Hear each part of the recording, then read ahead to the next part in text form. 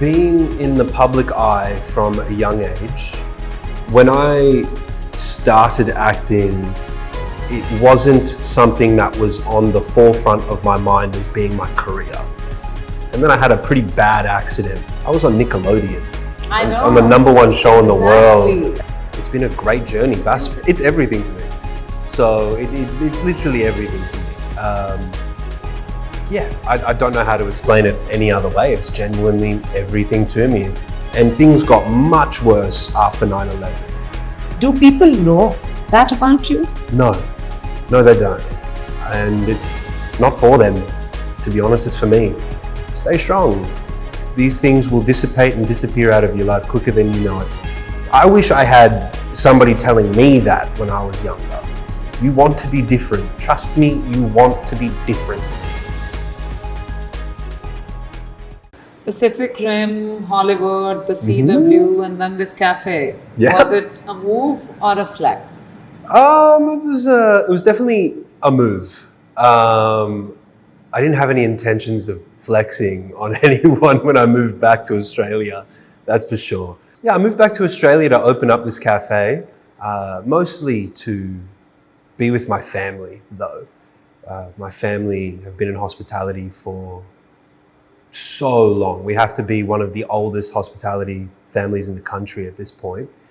And I felt it was unjust that I didn't get to try my hand at it yet. So I wanted to come back to Australia and work on this beautiful cafe and seek guidance from my father on building the place. I wouldn't have been able to do it without him. And it's been a great journey thus You far. brought your heritage pretty quickly into this interview. I was not going to start with it. It's everything to me. So it's literally everything to me. I don't know how to explain it any other way. It's genuinely everything to me. It's how I was brought up. It's how I perceive myself. It's how I perceive the world around me. Okay, let's step back from it for a moment. Yeah. I was looking at your Instagram profile, 204,000 followers, Uh-huh. only 35 posts. Yeah. What's happening there? What's the gap?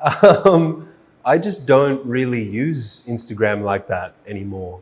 I think the last time I posted on Instagram had to have been maybe 2 years ago, 3 years ago maybe. I'll post stories every now and then just to let people know that I'm still alive, I'm still doing things, keep them updated on things like the cafe. But I used to have a lot more followers, but I think it dropped off because fame was never really something I was after.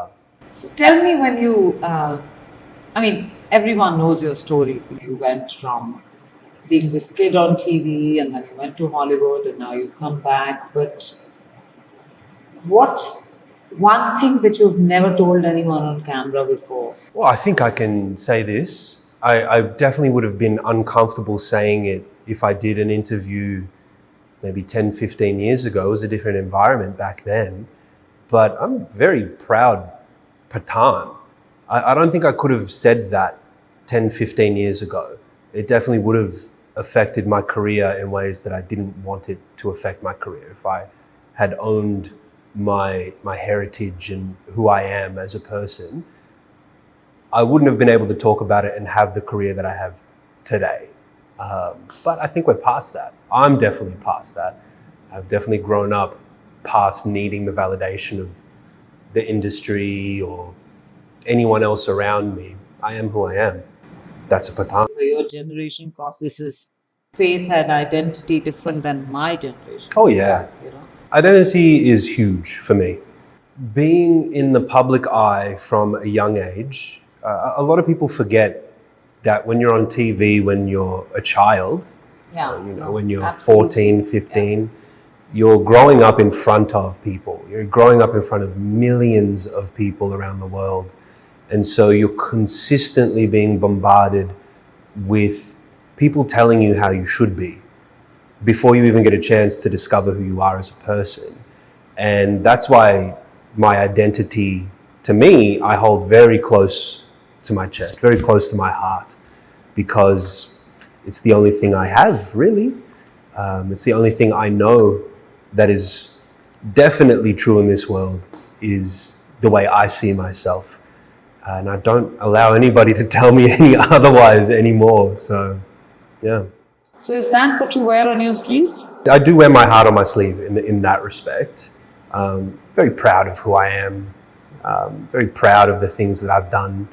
I didn't realize how far I had gone with everything in my career and my life until I actually took a moment to step back and look at it. What were you like when you were, I know that you grew up here and Yeah. you did your TV and this is what got you to Stardom, but what was life like in here when you were in front of a camera and when you were in LA? Was there any difference? The difference between, I think I should preface this and I think I should give some context to this. When I started acting, it wasn't something that was on the forefront of my mind as being my career. I was always a very creative person. I didn't begin my journey in the arts with acting. It actually started with piano when I was younger. I would had to have been maybe 4 when I started playing. And then for some reason I stopped playing. I think as a child you just get bored of certain things. And then that moved into dancing.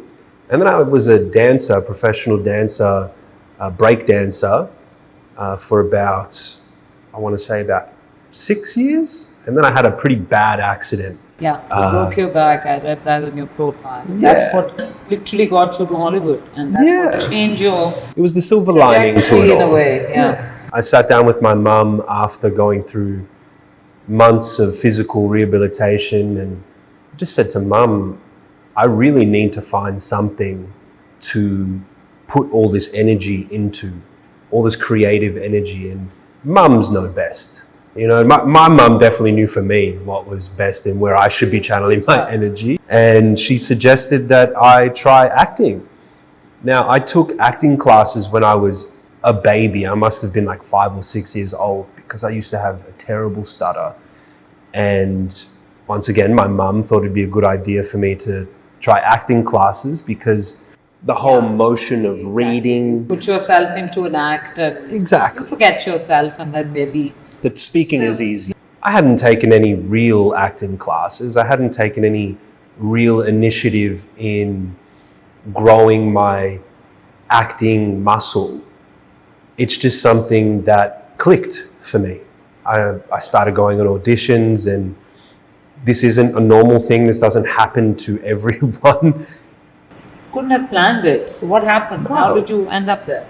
Well, I started doing these auditions in Australia, and for the life of me, I still can't understand why they saw something in me, the casting directors, the producers, and the writers of the shows that I was cast on early in my career, because I couldn't even get the words right for my script. I kept messing up all the words, couldn't even remember my character's name, but they saw something. I don't know what it was, but thank God they did. Earnestness, maybe. Maybe.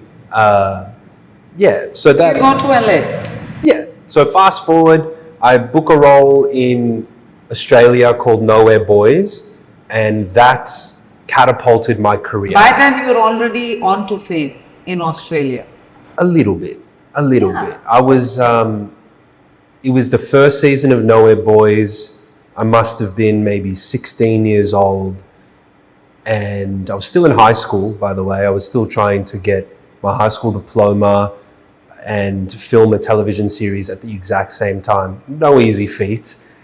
And then all of a sudden I started getting phone calls from America, from agents and managers over there saying, hey, we'd love to meet you.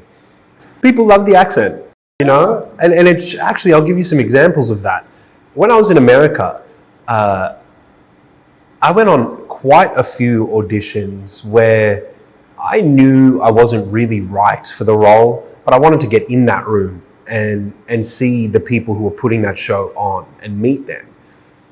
And I guess they loved the accent or my acting or something about me to the point where they changed the role to have an Australian accent. And they just completely changed the entire character so that I could be in the show and have that accent. You're in LA. Yeah. So You land a few roles. Yeah, I What's land a few. life like that over there? At that point in my life, I was still young, and I was still being bombarded with everyone around me telling me who I should be. I was on Nickelodeon, I know. on the #1 show in the world, Exactly. and that brings so many eyes and so many opinions and so many. A teen heartthrob, if I can say. Yeah, I was one of those. In this part of the world, certainly, Yeah, they loved me. I loved them. You know, it was a nice relationship that I had with my fans and the companies that I was working with. The person that I am right here, right now, is the exact same person that was in those rooms back then too. Except now I'm 30. I've lived a little bit longer and seen a lot more in the world and have a little bit more of a rounded view of how these things work. Back then, the whole role of identity was fluid. It was malleable because just because of the very nature of being an actor. The whole reason I loved being an actor was it was really an exercise of putting myself into somebody else's shoes and viewing the world through their lenses. It was almost philosophical in many ways to put myself into the shoes of whoever it was that I was playing at the time. It didn't necessarily come off like that because they were shows for demographic of children at the time. So the meatiness of the roles didn't really have all of that there to explore. But as I got older, the exploration came and the ideas of identity started to grow a little bit. And yeah, it all just ended up funneling back to me rediscovering my roots back in Melbourne so that I could actually grab hold of my identity. When you left for LA, what were you like? And when you came back, what changed? So much. So much. Be the top three. How are you a different person? Well, I spent 12 years in America, and it was during the most formative years of my life. So I had to learn a lot about life on my own. I still had the support of my family, but it was from a distance. It was through a phone call or a FaceTime. You were away, essentially, by yourself. I was. I moved to Miami at first when I was 17 years old. I was still in America, and I moved there on my own to shoot a TV show. I had no idea what I was doing. I didn't even know how to wash my own clothes or cook my own food. I knew nothing about life at all. Who thinks about that anyway? I mean, this is kind of thrown upon you, and then you have to do the mundane, the chores. But you know, we were just excited that somebody in the family had an opportunity that none of us had experienced before. So everyone in the family was like, go, enjoy it, go experience it. Who knows when it's going to come back? Who knows if you'll ever get this opportunity again? And of course I did. I went for it with all my might, with all my power and all my tenacity. And I dedicated myself to it for 10, 12 years of my life. And what changed? What, I mean, apart from the career curve, the kid, the person in LA and the person who came back to Melbourne, what's the real thing that changed? I would say everything, honestly, other than my morals and my connection to my heritage. I'd say that almost everything changed about me. Well, I think it's very important for a young man when he's coming into his 20s to at some point understand that you are responsible for where your life is heading. At the time when I'm getting to know yourself. Exactly. At the time when I moved to LA, I had no idea where my life was heading. And I didn't really plan it out at all. So these ideas of planning What ahead. did you find out about yourself when you were in LA? That you didn't know when you left? I had an inkling that I can do whatever I set my mind to, but I had no proof of it yet. But when I came back to Melbourne after being in LA for so long, I realized that I really can. I really can do anything I put my mind to. It doesn't matter. It doesn't matter what anybody tells me. If I feel like I can do it, watch me, I can do it, I will do it. These are things that aren't really passed on to you or taught to you. You just learn it through being and doing. And I never really gave myself another option of failure, of turning around and doing something different. That was never a thought in my mind. Look, so from a facing camera career, which kind of makes your head grow and all of that, you know, and to things that your generation is dealing with, like the loneliness and everything, and you decided, of all things, from being in front of camera, to open a cafe where strangers come and sit and talk, and you have to talk to them. Was that something that you could think was a subconscious decision, or was that just the family dynasty type of a thing, and you had to go and you had to lean on that? I feel like it was a mix of a lot of things. I feel like when you're in the public eye, it makes you insular. Yeah. There was a point in my life where I couldn't. Makes you very, very lonely as well. Absolutely. I mean, imagine having to wear basically a disguise when you go out to go shopping with your mum. I remember vividly one day my mum and I were going shopping to, I can't remember whether it was Chadstone or some other shopping centre here in Melbourne, the fashion capital of the Southern Hemisphere. I very vividly remember my mum getting upset with me because every time we were out, I always wore my hat and I wore it down so that people wouldn't see the top half of my face when I would go out. And she would always, I used to grow out my beard whenever I wasn't on set so that I would look like a different person. And I wouldn't get stopped that often when I did that. And my mum said, "You got to stop doing this. My beautiful boy, I want to see your face. Like, take your hat off when we're inside," that sort of stuff. And I said, "Okay, mum." And so I took my hat off and I shaved my face and we went shopping. And that's when she understood that wasn't something that I'm really afforded in that my luxury. Life. I'm not afforded that luxury of privacy and anonymity and just going about my daily life without people paying attention. So that sort of energy around you growing up, it makes you insular. It makes you... Yeah, you could live in your head. Yeah, and you wouldn't even know what's happening around the world. And I understand that. And it's funny because a lot of people in my generation would relate to that, even though they're not in the public eye. In a customer-facing setup that we're sitting in, what gets you going? Community. Of course, you know, you talk to people a lot. Does that? It tires me out for sure. Do you put on your acting hat? No, and it just feels natural to me, and I think that's why acting also felt natural to me. I grew up with a father who's light up a room, any room he walks into, you know. That is so true. You know, and I modeled that as his son, growing up, watching him be like that. I used to walk around wanting to be like that too, and it just happened naturally. How do you navigate life now? Like, this is your business. Yeah. But who are you really today? Still figuring it out, genuinely. I enjoy that. I had a thought the other day. I was looking at my parents, my aunties, my uncles, and even my friends who are a little bit older than me, and I had this thought. I was like, wow, they're still doing life for the first time, just as much as I am. They're growing just as much as I am every single day. To me, that's a blessing. You know, I'm not the same person I was yesterday, and I'm not going to be the same person today as I am tomorrow. And to me, that's a blessing.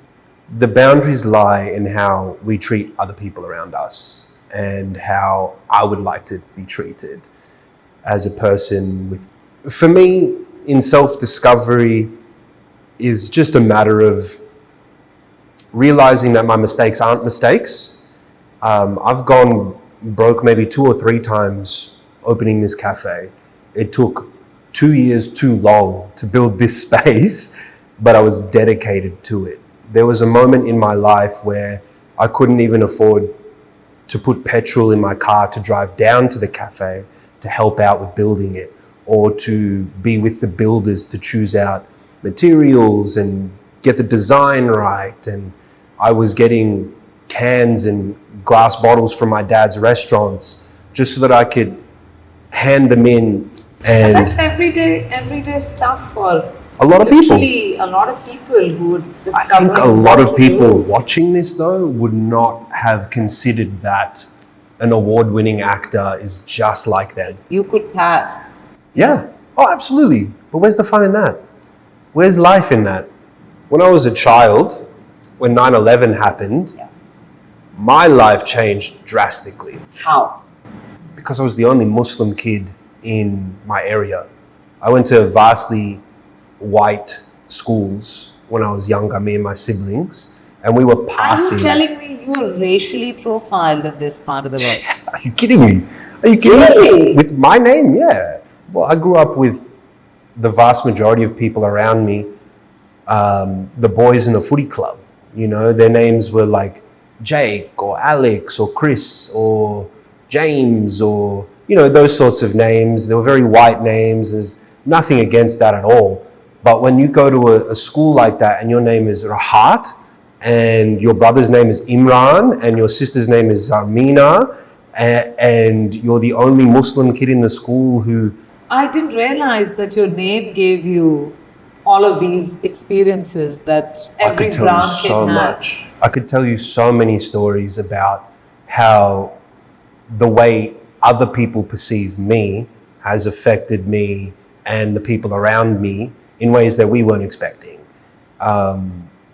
Yeah, I used to get bullied all the time because, you know, mum's the best cook ever. She made the best Pakistani food ever.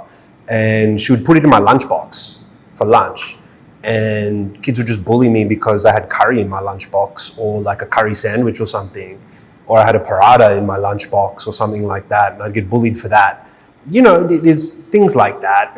I used to get bullied a lot on the bus while playing sports. Like, sports in Australia is pretty rough. You know, like people say a lot of wild stuff on the field in Australia.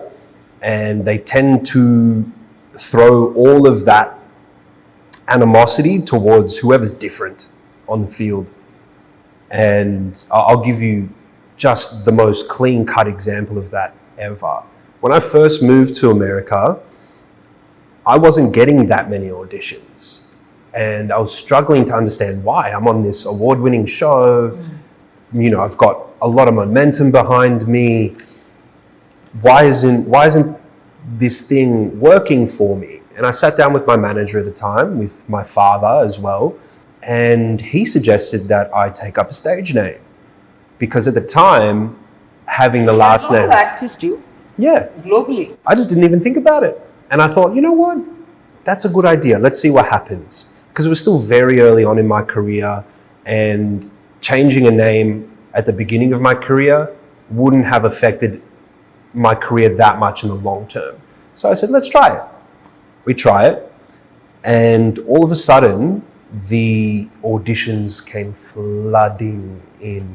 The last name changed. The last name changed to something that was very passing, Adams. It's literally, the way I came up with it is my dad's name, I just put an S on the end. Adam is also my middle name, so I just put an S on the end and boom, there you go, that's my stage name. It was wild to me to see how quickly things changed, like almost immediately things changed. I got to thank my manager for that, for having that idea. But yeah, that's a great example of how being othered is very real for a lot of people in ways that people who aren't othered don't see, nor do they understand or even think about in their day-to-day lives. So the white man privilege, which I thought applied to you, doesn't quite. Look, I'd be silly to sit here and say that me being passing hasn't given me a little bit of extra security and safety in terms of the workplace, in terms of many things. Opportunities, mainly opportunities. So I can't sit here and say that that hasn't been a part of my life. It definitely has, and anybody who's passing could tell you that too. But there is a bit of, not just a bit, but there's a lot of guilt attached with that. What would you tell a kid who's been othered today how to deal with it? I would say find your community. The community, because there's a lot of us out there. There is a lot of us out there. And I'm realizing this now as an adult. The power to just reach out to a community of people that you feel attached to. You'd be surprised how welcoming community can be. Growing up, I was too white for the brown kids. Thank you for saying that. Oh my God, yeah. Going there, yeah. Oh my God, yeah. Like, too white for the brown kids and too brown for my white friends. And it was a very confusing thing to deal with as a kid. And things got much worse after 9/11 because now the division is much wider, and where things were coming together for a little bit, but then as soon as that happened, everyone was separated. When you felt alone in LA, you'd wear your Peshawari hat and All the you'd go time. out and you'd wear your kameez All the jeans time. and Yeah. because you wanted to feel like you were at home. And do people know that about you? No, they don't. And it's not for them, to be honest, it's for me.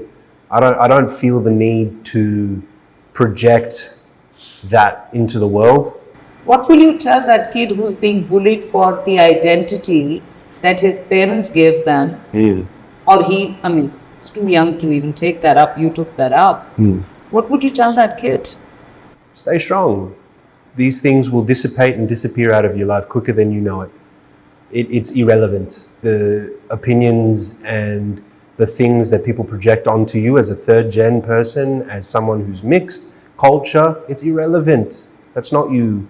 What people tell you about you is not you. It's how they feel about themselves, and they're putting that on you. I wish I had somebody telling me that when I was younger.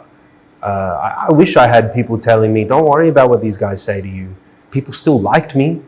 There were just bullies around, you know?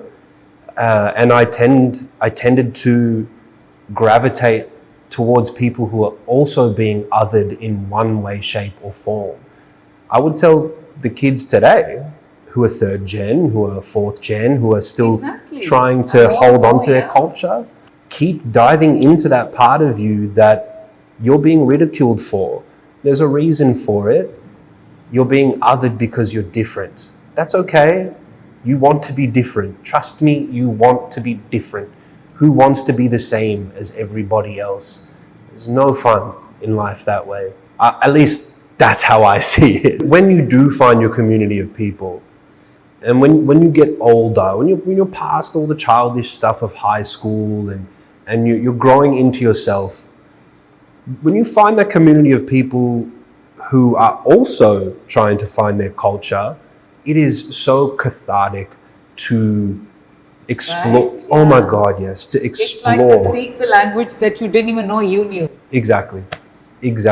Yeah. My heart and soul will always be here in Melbourne. That's where I grew up. That's where I sharpened my sword in every way possible, and it's where I come to retreat to. It's where I feel the most home. comfortable. Yeah, at home. Thank you so much. This has been so wonderful. We speak the same language. We really do. I'm so grateful to you for your time. And thank you for having me. Thank you. Of course.